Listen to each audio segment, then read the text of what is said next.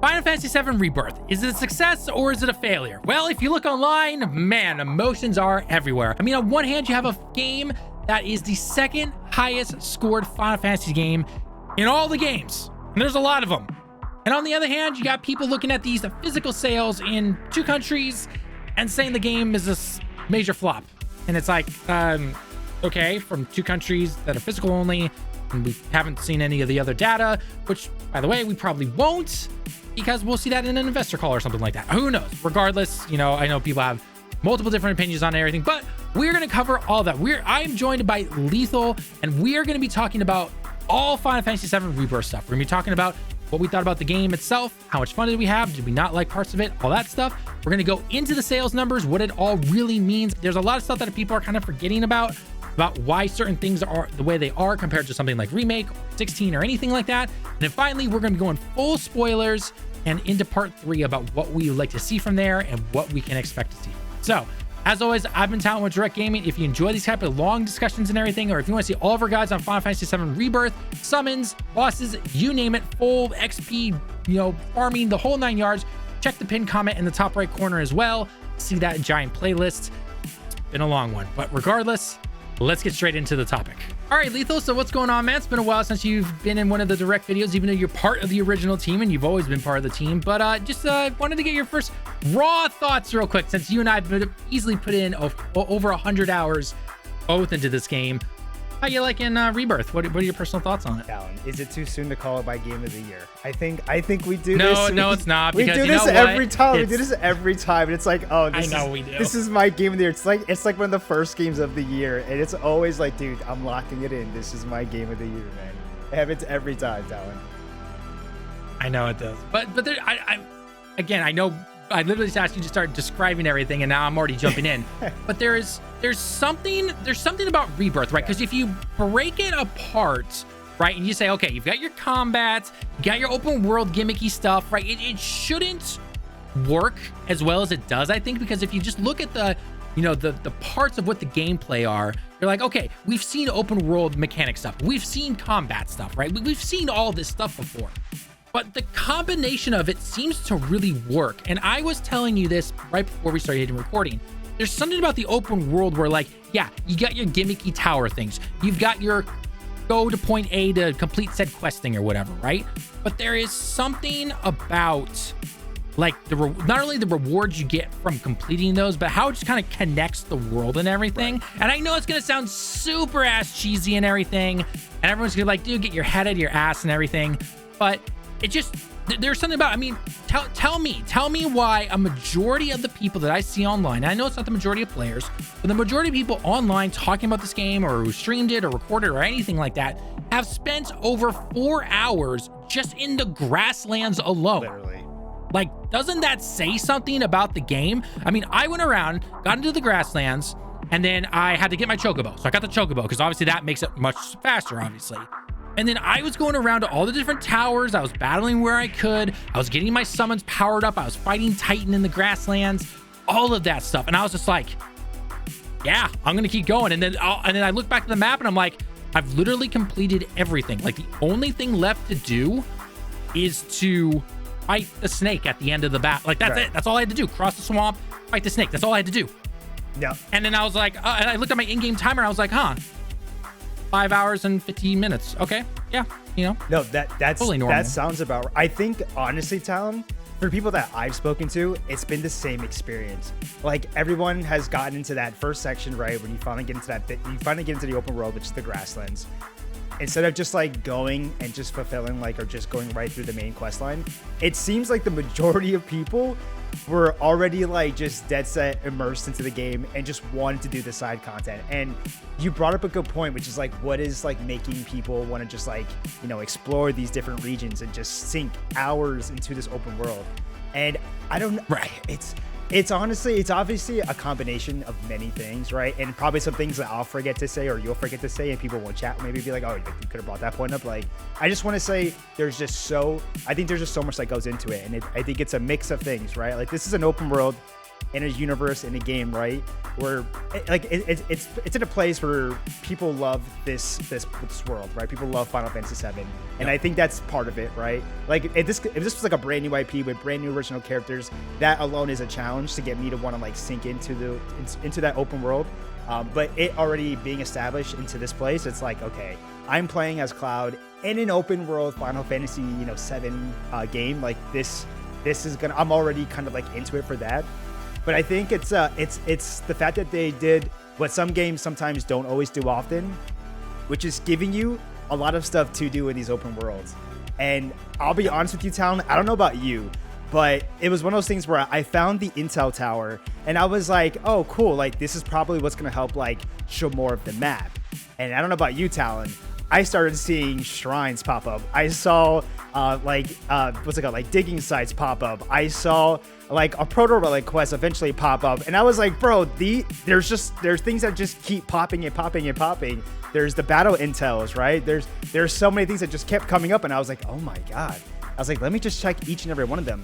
And I don't know if it's just me and the very few of us that are just like that loved it, but it was all engaging content, right? Like, engaging content. There was a mix of fighting, a mix of exploration.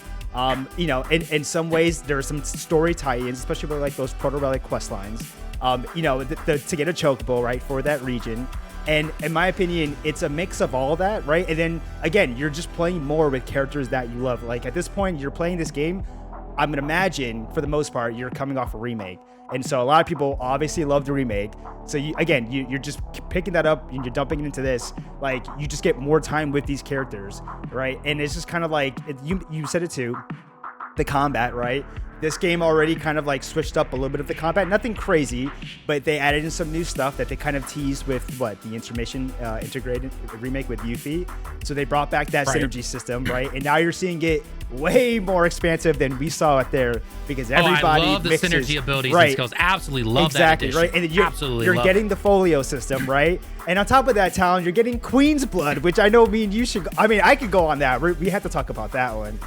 But my point is, dude, they made sure to make these regions jam-packed with a good variety of content where I think there's something for everybody. And I think that's what they did really well, was that like, you may not like this, but you might like this, and if you didn't like this before, maybe you're gonna come back and like it towards like, later in the game, because there's so many regions. And so I don't know, man, like I said, this is just a game that in my opinion executed in open world, like I hate to say it, but like it just feels flawless to me. Like it's just like, this is a perfect example of how you do an open world. And just to throw in there, right, like the chocobos and how they incorporate the use of the chocobos to each region too. It's like way to like switch it up, and in my opinion, way to switch it up and make it feel like always new and exciting for every new region you got into. So I don't know how much more we want to go into it, but like, dude, the open world in this game, Jeff's kiss, Talon.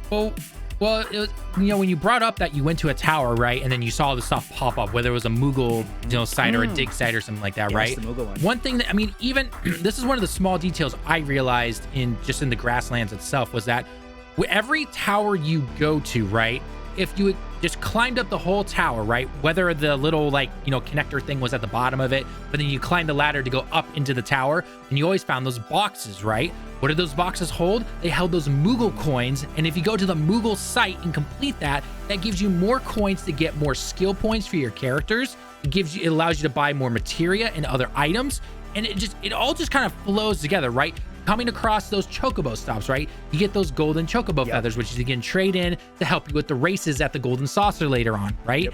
It all just connects. Is it perfect? No, absolutely not. There's going to be some.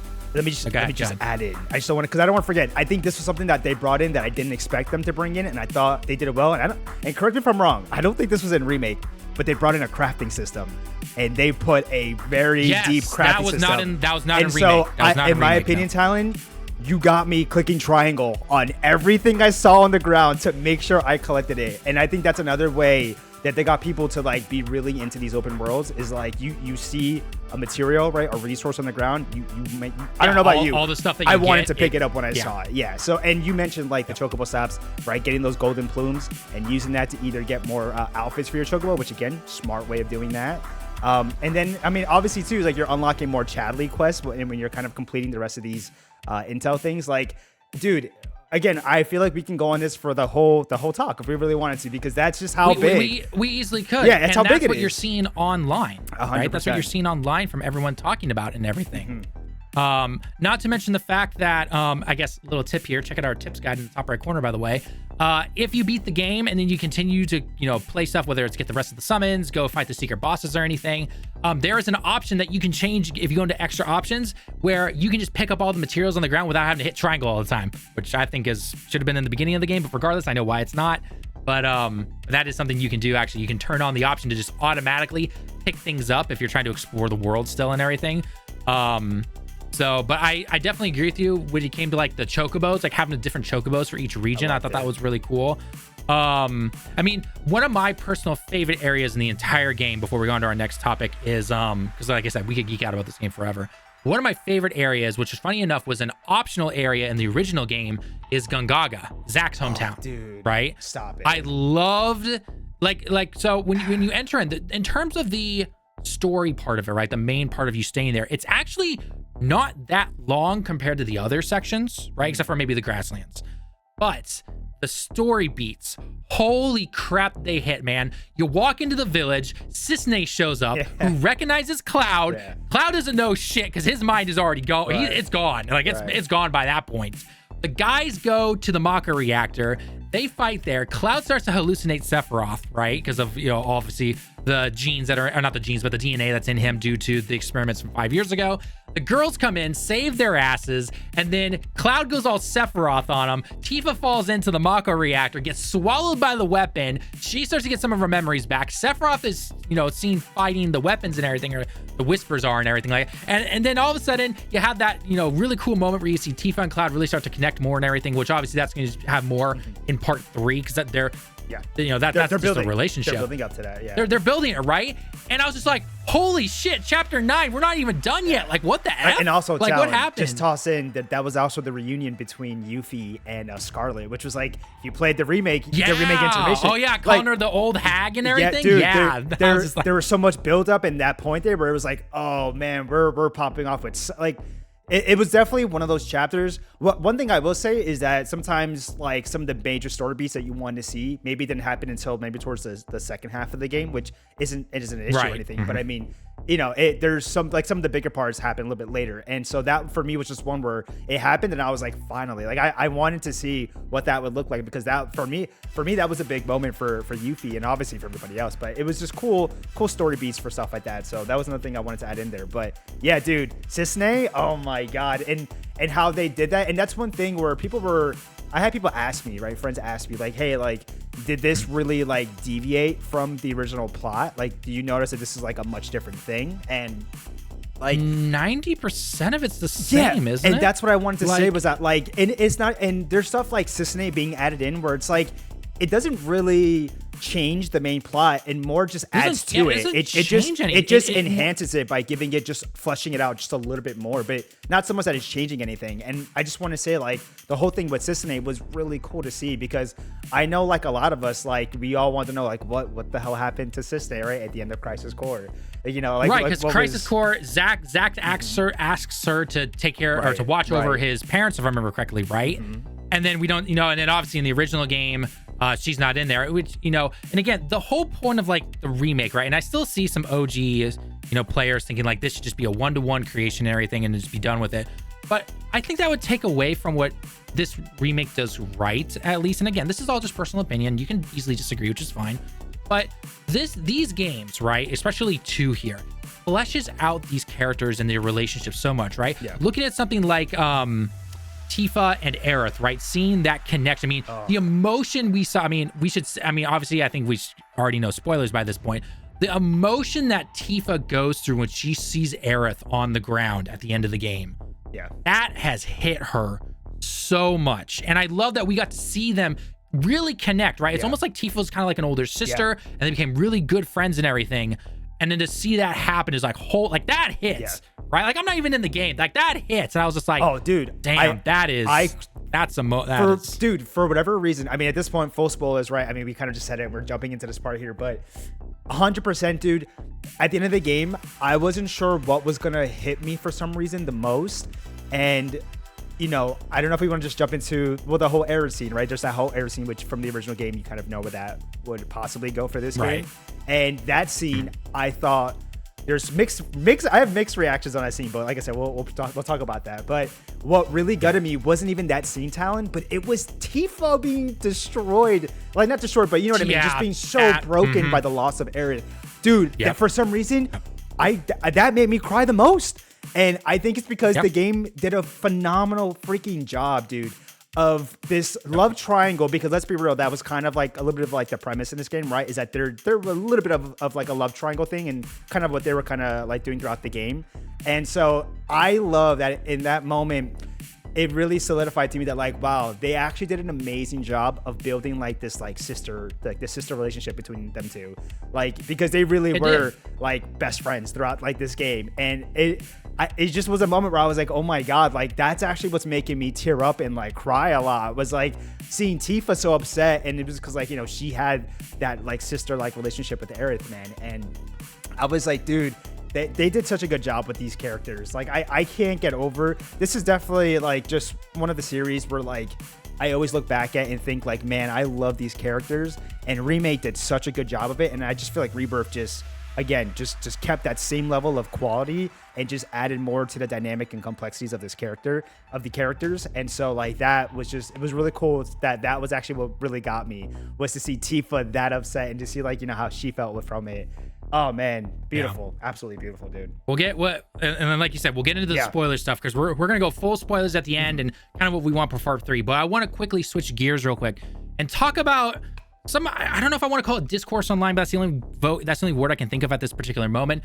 Whereas you're seeing the raving reviews for this game, right? I mean, 93 on Metacritic, you know, high 8s and 9s across the board for the most part for everybody. But then everyone's focusing on the quote unquote sales data that we've gotten, where in reality, the only sales data we've gotten so far that's been released to us is the physical sales in the UK and the physical sales in Japan, right?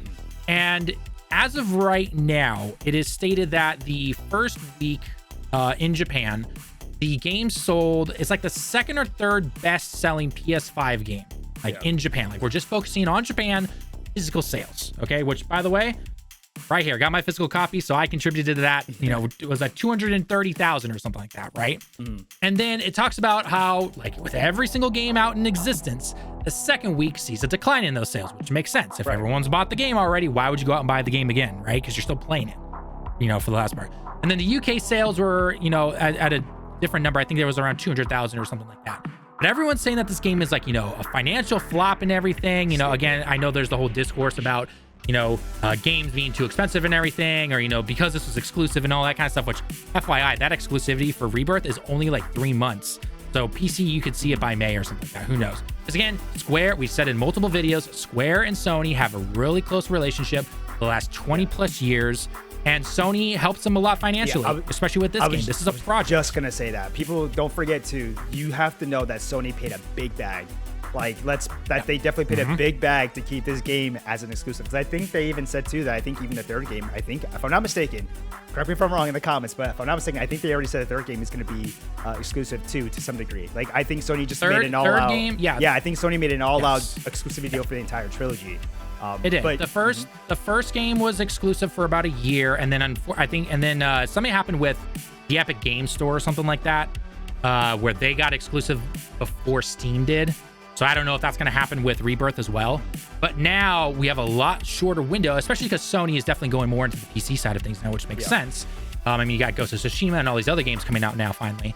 But there's only a 3 months exclusivity on the PS3. Xbox players, I'm sorry, you're most likely not going to get it, because again, Sony, so even back during the original Final Fantasy VII game, the original back in 1997, Sony paid Square a ton of money to get Final Fantasy VII onto their system during that time. So it's no surprise that they have this connection, you know, this partnership right now, essentially, right? That's not a surprise at all to me. But one thing that a lot of people seem to be either not really talking about or anything when it comes to all these, like, quote unquote, sale data numbers. One, Square's not, you know, they don't need to tell us the numbers if they don't want to, right? We haven't seen any of the digital numbers yet, right? We're probably not going to get any of this information until some investor call or something like that. And third, Square, right, exactly. And Third off, Square always has stupidly high expectations for their game selling, right? World Ends With You, Neo World Ends With You, amazing game. One of the series I wish Square would jump into more, because that game and that series is phenomenal. They said, oh, it was a disappointment because it didn't sell as much as the original Final Fantasy VII. And I'm sitting here going, you never marketed it. Why would it sell that much? Are you guys on, like, what are you smoking right now? So Square has always had stupid high expectations when it comes to their sales and everything. Now, do I think Rebirth sold more than Remake? Most likely not, because again, PlayStation 4 completed PlayStation 5 player bases. More people had PlayStation 4 for Remake. Remake came out during the pandemic where more people were at home playing games. Not to mention the state of some economies around the world. I know here in Japan right now, the yen does not go, the yen is super weak, right? So buying a full price game is not in everyone's best interest right now. I can do it just because of the unique situation that I'm in, and same with you, I'm assuming, back in the States. So I think people need to just kind of pump the brakes. This isn't gonna throw Square into the, you know, the reds or anything like that. But at the same time, it's almost like 16 over again, right? Like, I know people will say they announced 16's numbers. I have a feeling Yoshi P was definitely the one to be like, look, just publish the numbers. I don't care, right? But remember when like the stock started to go down for Square and everything, you know, after they said, you know, oh, you know, 16 made this much in sales and everything, or sold this many copies or whatever. And then everyone's like, oh my God, 16 failed and everything. It's like, no, 16 didn't fail, but because of Square's neglect, you know, not neglectance, but their stupidity to go into NFTs and do all this other stuff, right? It doesn't balance out because one game does well, right? 16 did good, but you have all this, you know, negative number stuff here with all their NFTs and live service games that failed and everything. It's not going to balance out. It's not. So it's kind of like this, like, basic common sense almost. I don't want to use that word, but it's the only thing I can think of. And I feel like that's the same thing happening here, where if some investor call happens and they're like, oh, Rebirth did this well, but our numbers are still going down like this a little bit. Okay, first off, Sony helped you guys probably a lot with like marketing and everything. Marketing was huge, especially over here in Japan. But second, it's, yeah, no shit, it's not going to do as well for you overall as a company because you're still doing all this crap over here, essentially, right? So it's just, again, it's just one of those things I'm just like, guys, like, take 5 minutes to think about it first. Like, I don't know, what are your, I mean, you work in the game industry to a degree, right? With all, you know, writing and news and everything like that. What are your personal thoughts? Yeah, so, I mean, you pretty much nailed all the points that I can honestly think of, right? There's so many reasons why, you know, the sales might not be as high, but like you said, like, first of all, in my opinion, you know, we are only seeing, if that is the case, right, it's only the physical ones. Like, you're not even seeing the digital sales. There is the whole thing about exclusivity. There is the whole thing about this as being a PS5 only game, right? All those things, I think, are contributors, right, to what we're seeing. Also, this is the sequel, right? It's not like the very first game. I think there's, like, historically, like, you know, sequels don't always, you know, make the same amount as, like, the very first game. That's just something that happens. Plus, right, you mentioned the whole, yes. Yep, and then you mentioned the whole thing with the pandemic, right? Because I remember I couldn't even get 7 Remake when it first came out. I had to wait or something like that because my pre-order was at GameStop. I couldn't even get it. It was pandemic time, and they were like not letting me get my copy. And when I had to go digital. At home. Yeah, I think it was something like that. I had to go digital. I couldn't even get it, Talon. In fact, I don't even know what happened to that. I just remember I just could not get it, so I had to go digital. And so I think that's also like a big thing. A lot of people nowadays do go digital, so we don't know those numbers. But in my mind, from like a marketing PR perspective, because that is what I work in games, and so it doesn't surprise me. Maybe they just want to wait and announce it at like a milestone. Maybe they want to wait till they hit the 1 million mark and say, hey, you know, thank you to, you know, 100 million, you know, units sold for the game and blah, blah, blah. Like, that's usually a pretty, you know, marketing beat that some places will go for. I'm not, like, I wasn't expecting this game to hit, like, Pokemon numbers where, like, the first 2 weeks is 50 million. You know what I mean? Like, these games, like, I expect this game to take some time before it, right, eventually racks up to what they want to, you know, put out publicly. You know, it's nicer to, who do they care about the most? Yeah. And who do they care about the most? It's their investors, right? Them announcing some arbitrary number to online Twitter people doesn't, you know, yeah, they can do it. They did it with other games before and other companies have. Yeah. But the big ones that they probably want to focus on is their investors. When they have that investor call, they'll be like, oh yeah, by the way, guys, Rebirth sold insert number here, right? That's going to make their investors happy. And they're like, okay, we'll keep giving you money so you can keep doing this stuff. Yeah. Right? That's what they want to do, right? Although I will say this. So up to the release of the game, I don't know if it was for the entire time since it was announced up until release, but there is a good window where if you got the twin pack on PlayStation, the PlayStation Store, you got both Final Fantasy VII Remake / Intergrade and Rebirth for the same price as if you just pre-ordered Rebirth. Why the F was Square not marketing the shit out of this? Yeah. Why would you not do that? Especially after their comment about saying, oh no, you don't need to play Remake to understand Rebirth and everything. And I'm sitting there going, what? It might have been in the trailer, because I thought maybe not the launch trailer, obviously, but it might have been like that second last trailer, or maybe I thought it might have mentioned like, you know, pre-order now, twin pack, whatever pack. I thought I remember right, but seeing that's always that. small little text that nobody sees half the time. You know, I'm sure, right? I'm sure that's not something they're gonna be crazy about. But that was I think you might have told me about that, because I didn't even see that. I think you might have said something, and I was like, let me look, and I was like, oh damn, they really did do like a twin pack thing for digital. I noticed it when the demo released, right, on the PlayStation Network, right? I hopped in to download it, and I had to get some other work done and everything like that, and then I like backed out, so it just brought me to the main Final Fantasy VII, you know, Rebirth page or whatever.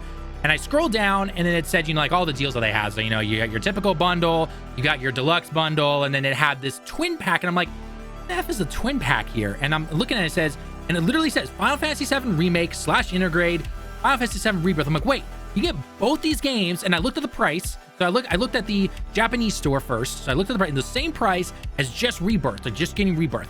Went to the US store, because I have both, you know, Japanese and US PSN accounts. Went to the US one. It's the exact same thing. And I'm like, why isn't this being marketed? Like, you literally market the fact that, hey, if you pre-order this game, you're going to get the one beforehand to go play it right now. Yeah, dude, I'm just double checking. Why aren't you like that's two games for the price of one? I'm just double checking. Why are you not marketing that? I'm looking at one of the trailers, because I thought I saw it in a trailer, but it could be that Talon. What they did was they put it in a trailer. Maybe they had it. Most likely they had it in their press release. Small text that most people don't realize. Oh yeah. Right. And so, but now though, after the game's released, I think it's like $10 extra, maybe 20 at most, I think, or something like that. So you essentially get Remake / Integrate for $20 and then Rebirth at full price, which, I mean, for me, that's still an amazing deal. Some people, I get it, that's not.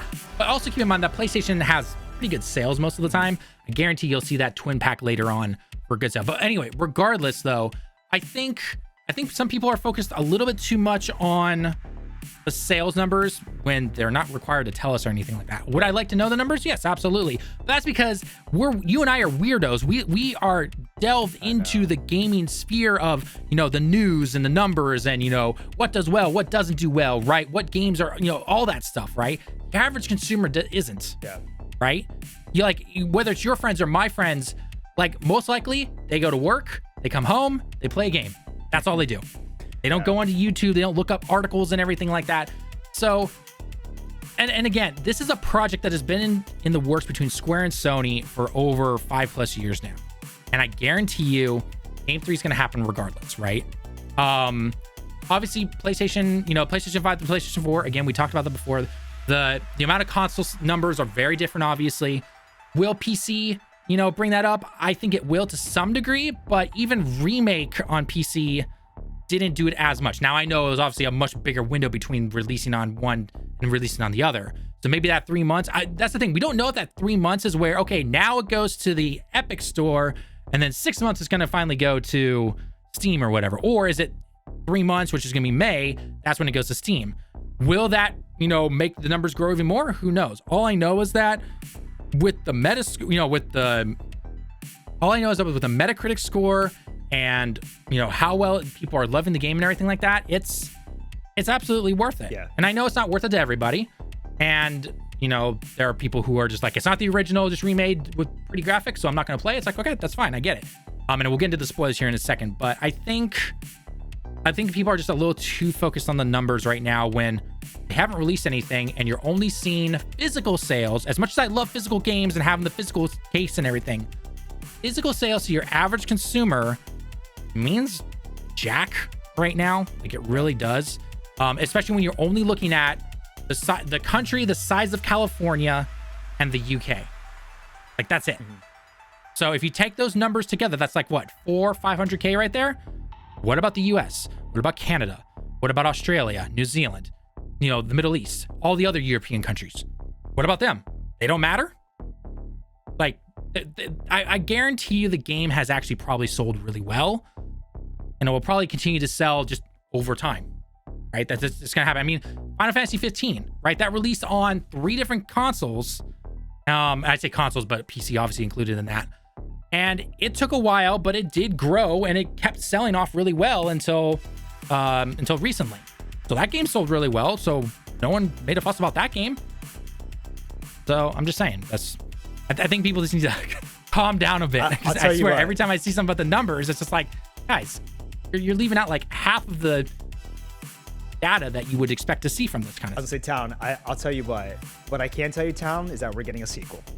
That's what I can tell you. No way, we're gonna get part 3. I never would have thought about that. For the people who go bananas about that stuff, I do think it's sometimes a bit crazy that that's what people will focus on and care about. Like, that's like, how about just like playing the game? Like, at the end of the day, like, why don't you just play the game, right? I think the good thing is that like the game was obviously received well by like the masses. I think the general populace have loved the game. Critically, it's already been dubbed as a must-play game of 2024, right? It's already hit an amazing score. And so, like, I think those are the things to, like, you know, be excited about and everything. And the fact that, like, hey, we're gonna get a sequel, like, regardless about the business end of everything. Like, hey, guess what, buddy? I can tell you right now, we're getting a sequel. We're gonna get a third and final game. And everyone, and I think anyone with half a brain would probably understand that. Yeah, no doubt, we're gonna get the third game in the series and everything. But again, like, if the Japan physical sales say, hey, this is like the second or third best-selling PS5 game, and the only games above that are Final Fantasy 16 and Remake, I know it was on PS4, but regardless, if Final Fantasy 16 is the only game in the PS5 library that is above Rebirth, where we know that sequels don't sell as well as the one beforehand, I think it's doing fine. Yeah. I really do. Right? Obviously, just if you're really that into it, just wait for the investor call to officially give us the numbers. I'm sure. Right? We'll eventually see it down the road. I'm sure we'll see. But guess what? If the number sales are what's going to determine you playing the game, I don't think you were going to play the game to begin with. I just don't think. If you are in love with this world and Final Fantasy VII in general, which I've been since, you know, junior high school essentially, then you're going to like this game. If you didn't like Remake, this just improves upon Remake in terms of like the open world and everything. But in terms of like the combat and the story, you know, some people call it cheesy, or if you don't like the ending type of stuff, you're probably not going to like it. But that's, I mean, it's just the way it is. Yeah. So, agreed. All right, we've talked about this enough. Unless you have anything else to say. I'm done. In terms of, I'm good with that topic. Okay. All right, we're gonna go full spoilers into the ending. Okay, because I got some thoughts on this shit. I got some thoughts on this. Okay, so first off, to address, you know, like little changes here and there compared to the original and everything, keep in mind, this does not all of a sudden wipe the original game from existence or anything like that. It's still out there. I mean, basically, go and play actually the mobile Ever Crisis. I can't believe I'm promoting a mobile game. But Ever Crisis is essentially the OG game, but with the turn-based combat for the most part. I know they added some extra stuff in there in terms of the past and Sephiroth's backstory and everything. But in terms of just a general basic game, I believe Ever Crisis allows you to do that. So if you want to go do that, just go play that, I guess. Or go back and play the original. You know, you can buy it on Switch right now, I think, or, you know, PlayStation 4 and all that kind of stuff. But anyway, regardless. So, ending. Okay, so I got through the entire chapter 13 and 14, which is the Temple of the Ancients and the final Sephiroth boss battle, from 2 a.m. until 6:30 a.m. And I fell asleep, and then my wife woke up half an hour later to go to work. So, okay. So, in terms of the Temple of the Ancients and everything, pretty much that's all beat for beat from the original game. I think the only difference was that the temple itself was supposed to be the black materia, but we actually saw the black materia in the temple and everything. And then, of course, there's the start of where Aerith and Cloud fall off of the black vine thing, and they fall into an alternate reality or alternate universe or whatever you want to call it, right? Call it Zack and we've essentially right, the Zackverse, right? But there's multiple Zackverses, which we'll get into later. So we've essentially got a multiverse, and I know people are sick and tired of multiverses and everything, but guess what? That's where we are right now. If you don't like it, I 100% understand. I 100% understand. However, to be fair, in terms of the main timeline, 99% is still the same as the original. It really is. After that long hour boss battle against Sephiroth and everything, and the multiple different versions and realities and all that stuff, 99% of the stuff is basically the same. right? Aerith still dies. The team fly off to the North Crater. I mean, we're assuming they're going to the North Crater right now. Cloud has the black materia, and his mind is gone. Oh yeah, by that last scene there, like, it, you know, clearly. Well, and okay, so there's two things with the ending, right? First off, I think the ending would have flowed a lot better, and I had to sit on this for like a good week actually while I'm trying to make all these guide videos. But in terms of the ending, I think it would have been a lot better if we had the boss battles beforehand, right? Then have the scene with Cloud almost killing Aerith, trying to save her, Sephiroth kills her and everything. Then have the Jenova fight like the original battle, and then because during that sad music and everything, right? Like where you're fighting the Jenova, right? I think if it had been swapped like that, that would have been better than Aerith scene and then like an hour of boss battles, right? I think that would have been a little bit better. My own personal opinion, of course. Let me know in the comments below what you think. But that was my personal thought. Second thing I need to talk about before I let you go on your own little rant like I am right now. Or it's not even a rant, just talking about what your thoughts are and trust everything. Me, I have question marks, so like, yeah, go for it. Right. The second thing, and again, this is part of the film, where you talked about how, you know, seeing Tifa, see Aerith dead and everything, and the emotion there and everything, and I definitely felt that. What even knocked it up another level for me was then seeing Cloud just sitting there like nothing's happened, right? And I know part of that is most likely due to all the different dimension hoppings and the different worlds he went to and everything. But on the other hand, the way I look at it, his mind is gone, right? The whole like Sephiroth and Jenova trying to do the whole, I mean, he literally says it in the ending scene, reunion, yeah, right?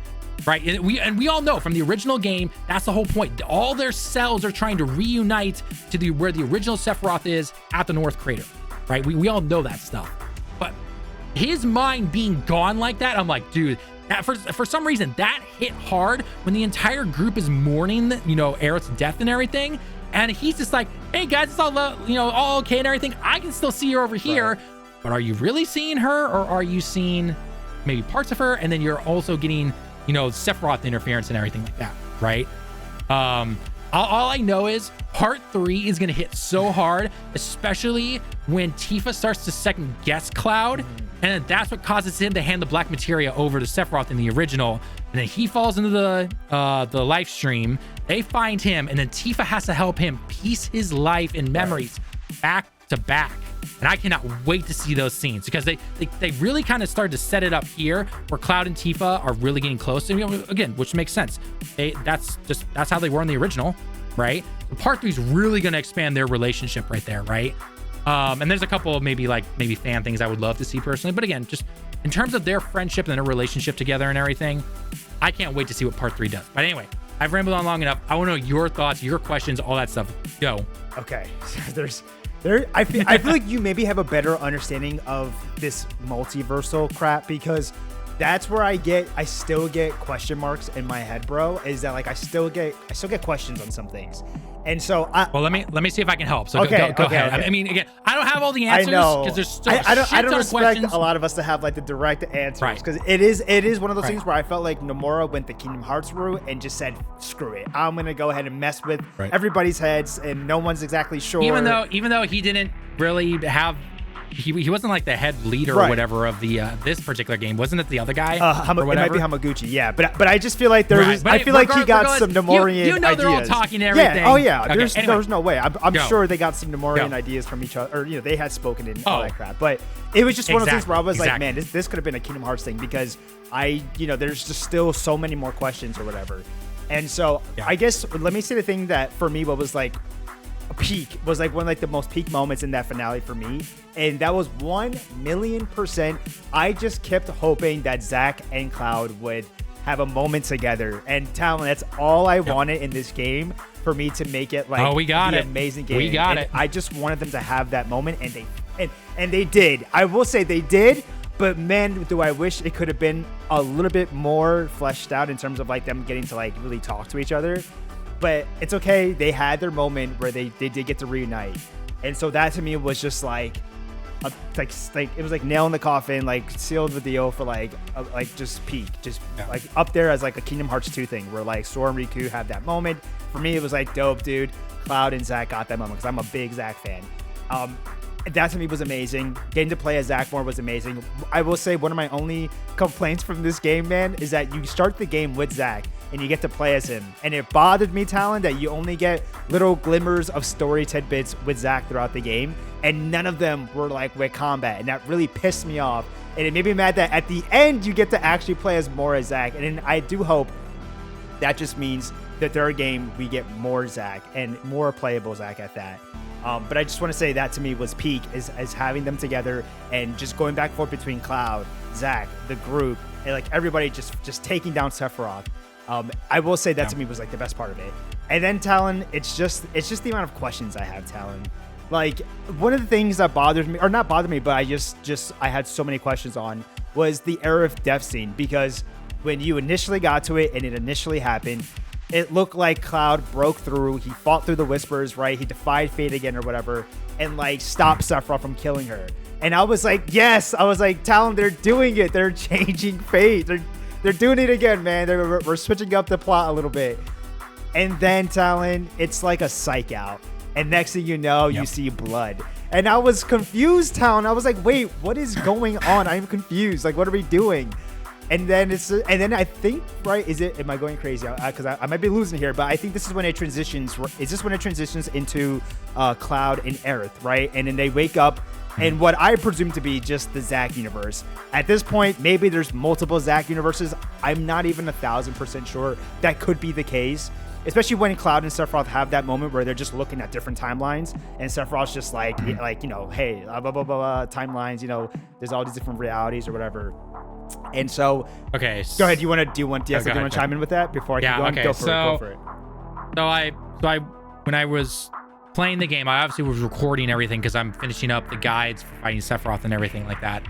And so I watched it back, right? And then I watched it back again. Now I started looking up, and then like last week I was watching a bunch of like videos from other content creators and everything, looking at their theories and their possibilities and everything like that. So from what I can gather, so let me just tell you all the things that I've personally gathered. Again, none of it's 100%, even from those videos, because obviously the third game's not out. Right? We don't know what's going on. Okay. So in terms of the Zack stuff, we know Zack is in a separate timeline, call it a separate world, whatever you want to call it, essentially, right? Where his world is dying, right? He's got a comatose Cloud. He's got a comatose Aerith, right? Biggs is the only one. No, not Biggs. No, Jesse's the girl. Whoever the guy is who's trying, Biggs. And you know who I'm talking about. Biggs. Yeah, okay, it's right. Biggs. Yeah, okay. Biggs. So Biggs. So Biggs is alive, right? So we've got the main timeline, and we'll call it the Zack timeline. Okay, so that's what we've got so far. 2 timelines, not that hard to follow. When Zack is on the motorcycle and he picks to either help Cloud or to go stop Biggs, right? He has the ribbon on his hand, which is Aerith's ribbon, right? And then he picks one path, and then that light comes shining through the other pathway, right? Remember that? Okay. So that is showing 2 separate, timelines that can happen depending on your choice and everything, right? In the one where he ends up at Shinra headquarters and he's on the bike and everything, right? He has the ribbon on his hand. He does not have it, if I remember correctly, if he goes Talon, to Biggs, I'll tell you right now. We see both of those scenes. I took 1,000 screenshots. Both of those scenes. I took 1,000 screenshots. I'm looking at them right now. I know, right? You're right, Talon. So, I'm looking at the one with Biggs. But in both of those, oh my right? God. So, but in both of those, he dies. Zack dies, right? He jumps into the reactor, or he goes out his own way, right? Then there is the other one where he is sitting at the church contemplating which one does he do, and that's where Sephiroth walks up, right? And then he does the slice thing and he falls into the world between worlds or whatever. I'm just gonna call it that, okay?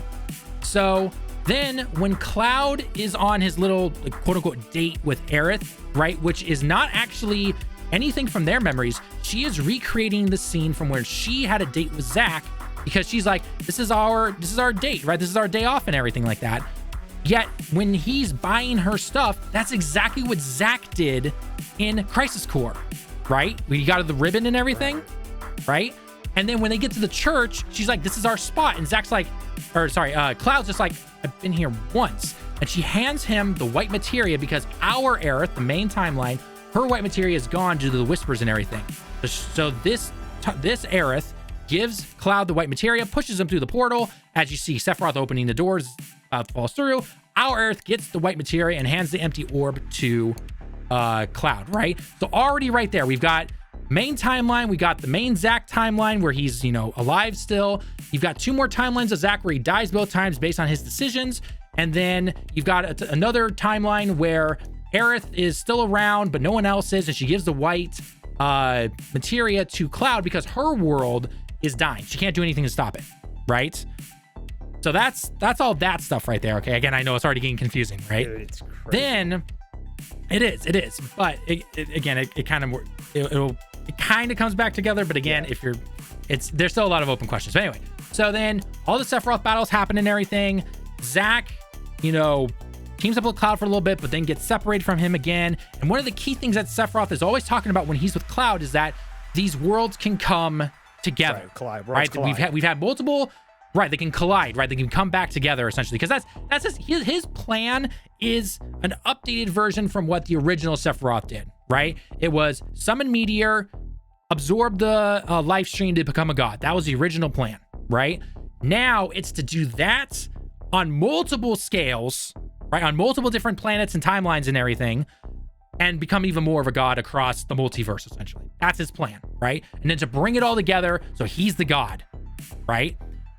And if you remember when Zack's in the church after all the battles and everything, he goes, the worlds can be broken apart, but they can come back together. That's his glimmer of hope to try to get back to the Cloud, the original, our mainline Cloud and all that stuff, right? That's his goal for the 3rd game. Okay. Plus, little side note here, Zack is super popular. He's got a pretty big fan base, including here in Japan. He's got a pretty big fan base. So they weren't going to kill him off. There's a reason they brought him back. Yeah. He's got a fan base. Plus, the actor for Zack and the actress for Aerith over here in Japan, they're married. So, but anyway, that's a total side thing. But regardless, that's good. Yeah. No, that's good you're saying on that. Yeah. Because, dude, there was even a moment where I was like, where Zack and Cloud meet each other, right? Where they come together. Yeah. I was thinking at that moment, is that supposed to that? It's back in that same setting where the first game went, where they were in the universe or whatever.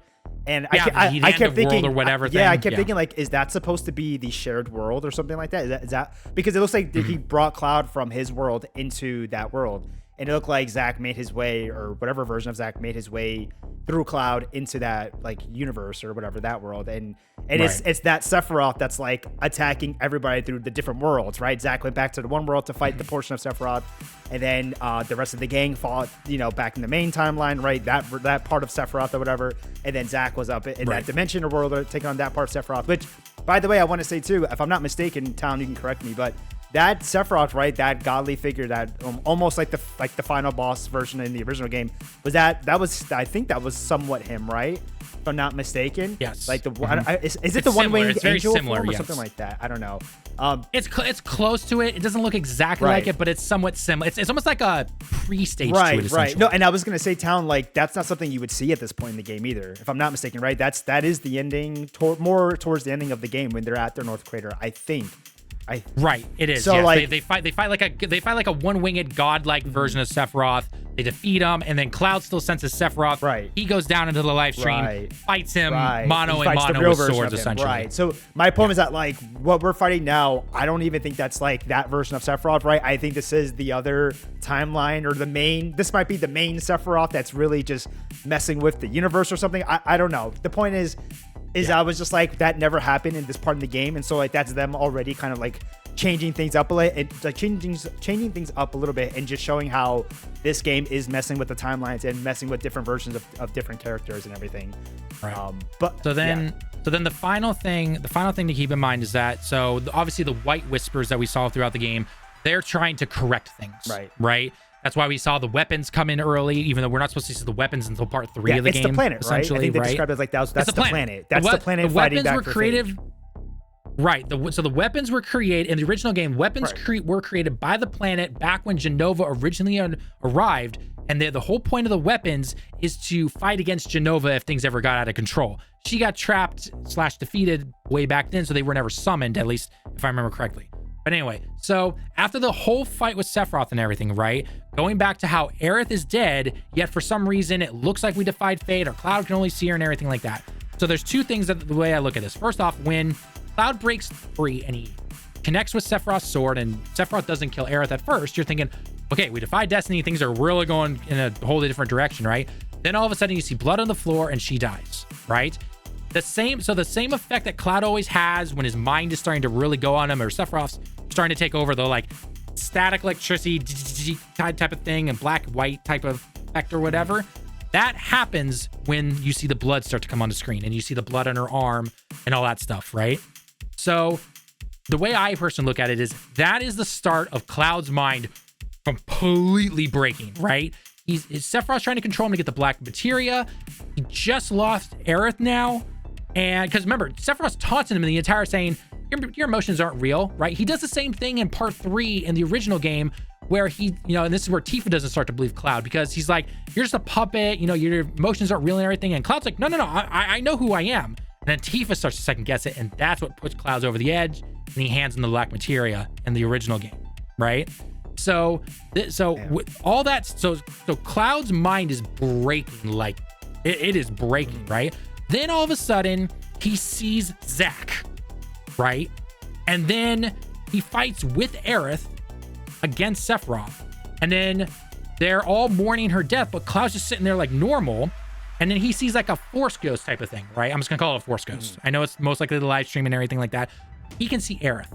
The only other person in the group that can somewhat sense him or sense her is Red 13, right? Because they have that connection, and he has a connection to the live stream. So he has a connection to the planet with his people. Right, yeah. Exactly.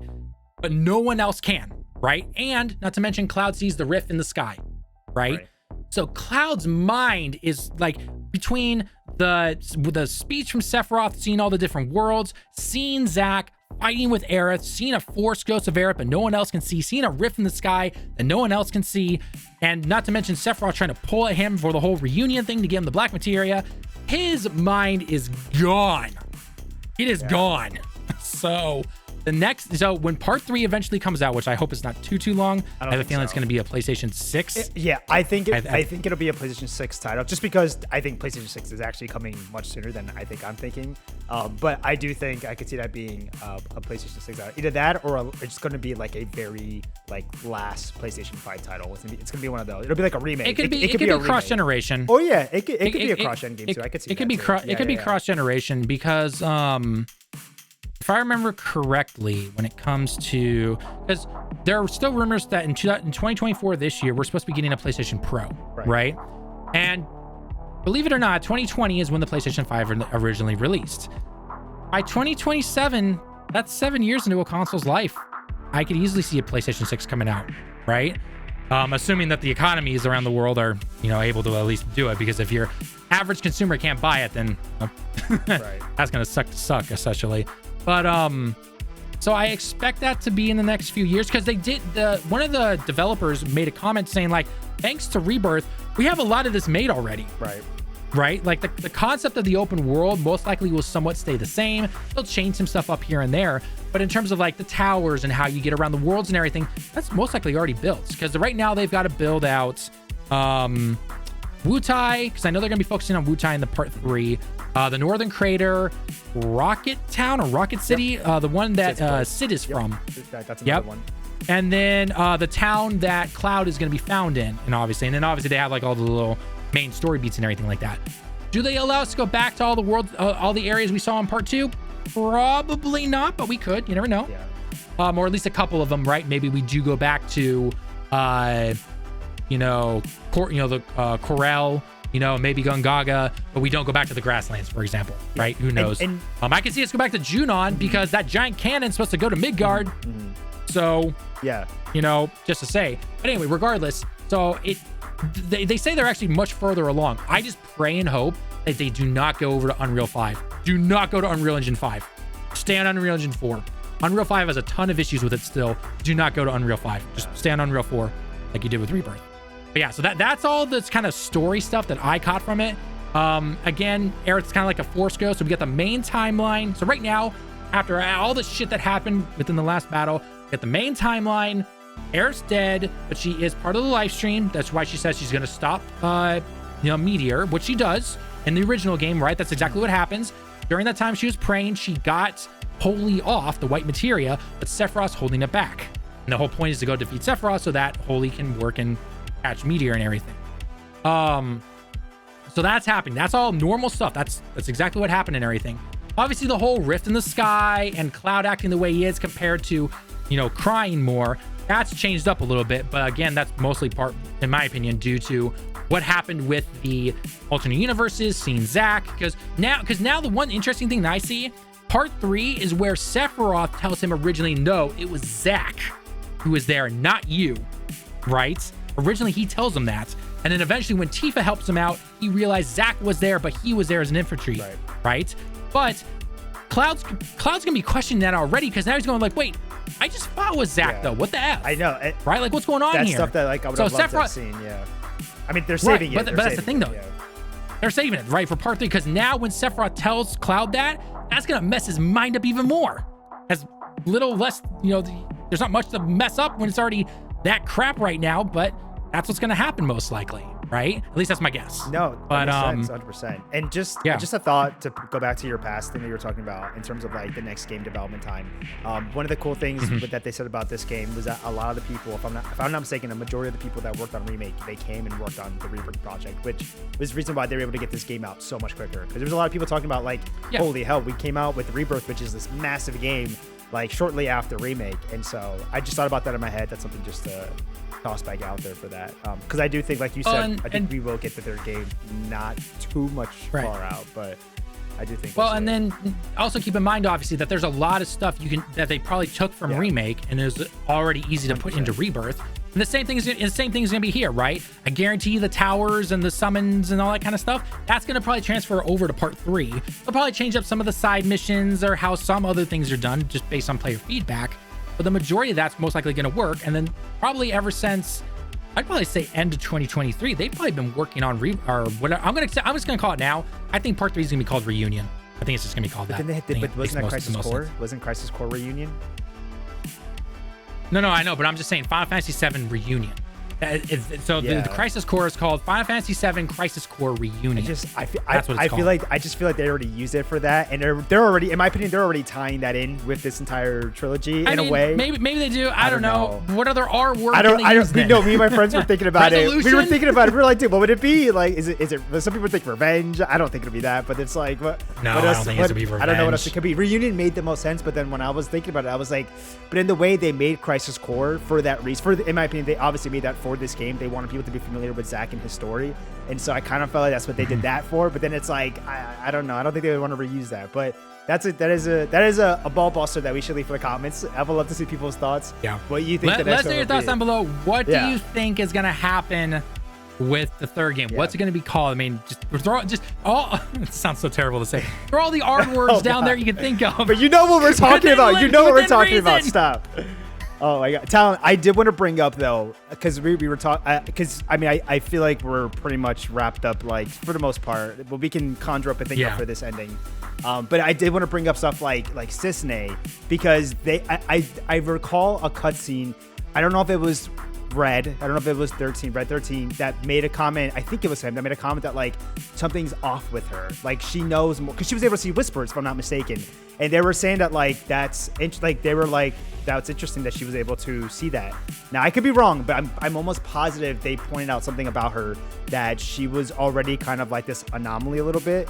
And so I could have sworn she saw the whispers at the Gungaga at the reactor, at the Malka reactor, or something like that. Something along the lines that she saw something, and I wish I could recall it perfectly, but I could have sworn they pointed her out to be like something special. I don't, because the thing is that in my opinion, there's no way they brought her back just as this, like, I mean, they could have. Don't get me wrong, they totally could have.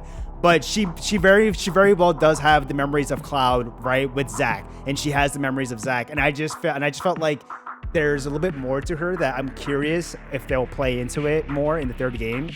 I have this thought that she's just going to reunite with Zack in some way. And also, I want to point out there, too, Zack and Aerith have still not had that goddamn reunion that I want to see. I want to see their reunion.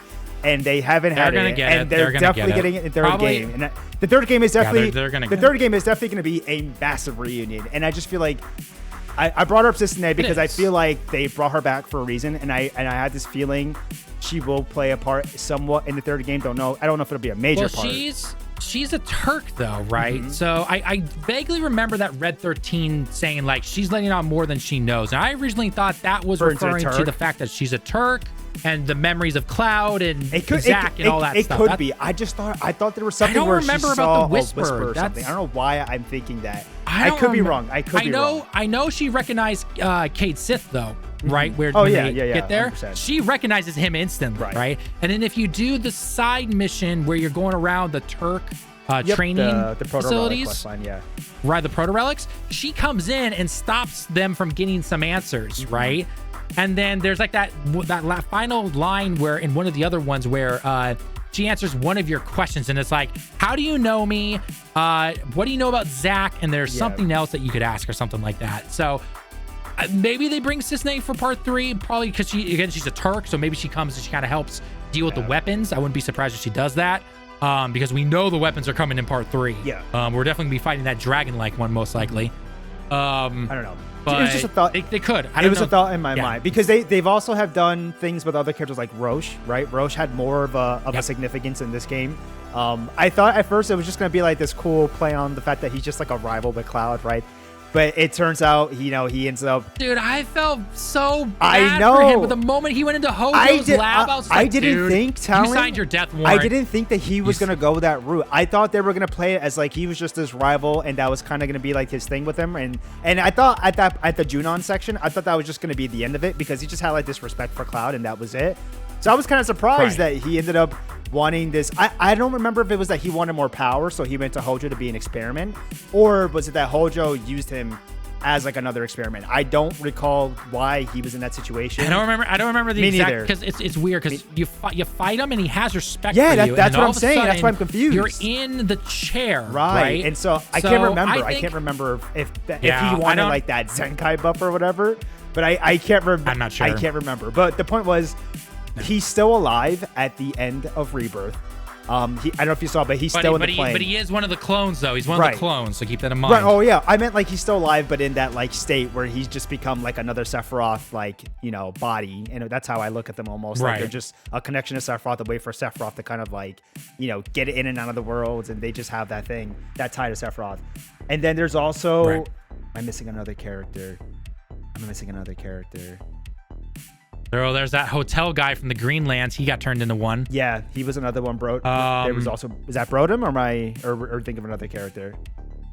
It might have been his name. I don't remember his name. But there's that guy, and then there's the whole Wutai guy who's dealing with Shinra's president and everything. Oh, sorry, that's the other guy, Lodbrok, and he was from First Soldier. Yeah. So for those of you that didn't play Ever Crisis, you might want to go back and check out. He knew Sephiroth back when he was a teenager, essentially. Right, and so he was actually on that mission with young Sephiroth. That's kind of how that whole thing went, and it turns out like he had this whole.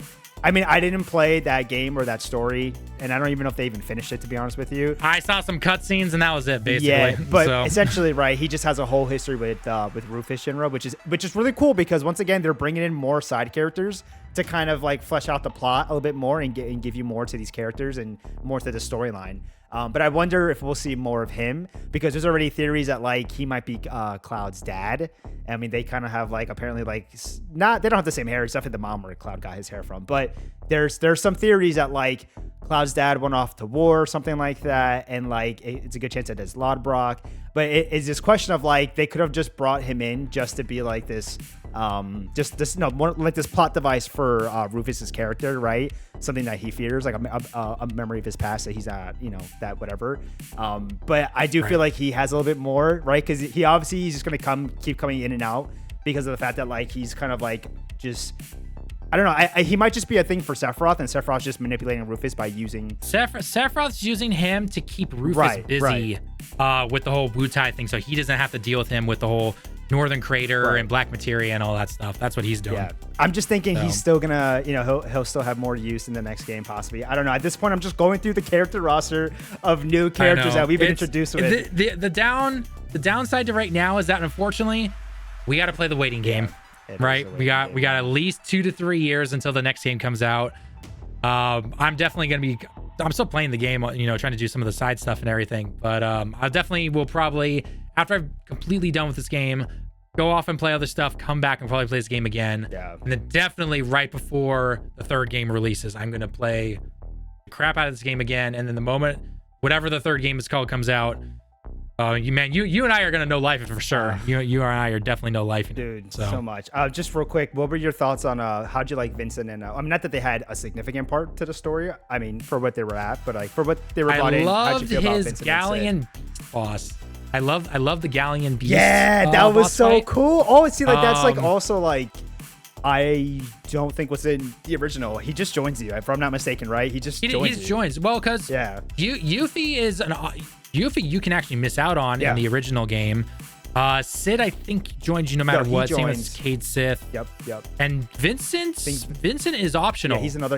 I think him optional. and Yuffie were the optional ones, 100%. They were the optional ones, yeah. So I love the Vincent scenes. I love the Sid scenes. I absolutely love those. And it'll be awesome because we get to play with them in the third game. Yeah. I'm just trying to figure out who's going to replace Aerith, because my main team right now is a mix between Cloud Tifa Barrett and Cloud Tifa Aerith. And Aerith's my sorcerer, and I love all of her moves that she got in this upgraded game. Yeah, dude. And I'm like, damn, who's going to be my sorcerer in the third game now? I know we see like there's so much to talk about. We're not going to be able to get it all, but like real quick, Talon, did you have any synergy abilities that stuck out to you? Because dude, I think almost every abilities, like any specific one that you're like, oh, I love this one a lot. And I use so many with Cloud and Tifa. So many, bro. Yeah, so Cloud and Tifa, I like theirs, especially the one that gives you the maximum or infinite MP for a little bit. I love that one. Best. I can't remember the name. Best. Yeah, I know. Best synergy ability, not skill, ability. Hands down, without a question, is Barrett and Aerith throwing the sunglasses on and blasting the shit out of an enemy. Especially if you haven't seen it, check it out on our channel or check it out on our Twitter. But if you played it with the Japanese voices, Aerith just calls Barrett her brother. She goes, "Okay, brother," and just shoots the shit out of him. It's the greatest thing ever. It's the best synergy ability, hands down. I will die on that hill. Done. Yeah, dude. And then they added other. I know. Again, we're just not gonna cover it all, but I just want to say I like that they added another limit break in this game. So if you level up your folio abilities to a certain level, I think it's at 9. You get access to the third limit break. The level 3 limit breaks from all the characters. Cloud's finishing touch was added in this game. And it's so Cloud's is awesome. I think my favorite's Barrett's though. I think Barrett's my favorite satellite one. In terms of them. Yes, dude. Yeah. Oh, dude, Yuffie's was really cool too. Yuffie's is really cool. I think, but Yuffie is my third, Tifa's my second, and Barrett's my first in terms of how. I mean, they're all really cool, regardless. But in terms of like my favorite. So, all right, we've rambled on long enough. I'm sure James is gonna love seeing this long ass recording. Sorry, James. Sorry, James. And just we just didn't even cover everything. It's so crazy. I should put that out there for people who are like, oh, you guys can talk about it. Like, just like we could literally sit here for more than an hour talking. It's just too much.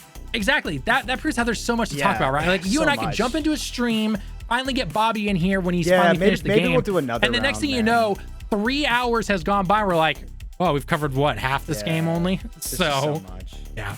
Anyway, without further ado, guys, let us know all your thoughts down below in the comments below, whether it comes to just playing the game, the spoilers at the story and everything, sales, part 3, all that stuff. Let us know all your thoughts down below in the comments as always.